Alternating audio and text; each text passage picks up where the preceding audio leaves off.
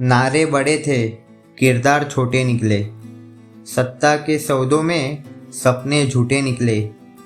हिंदुत्व भाषण में, कुर्सी इरादों में, सच बोला जाए तो सब चेहरे झूठे निकले।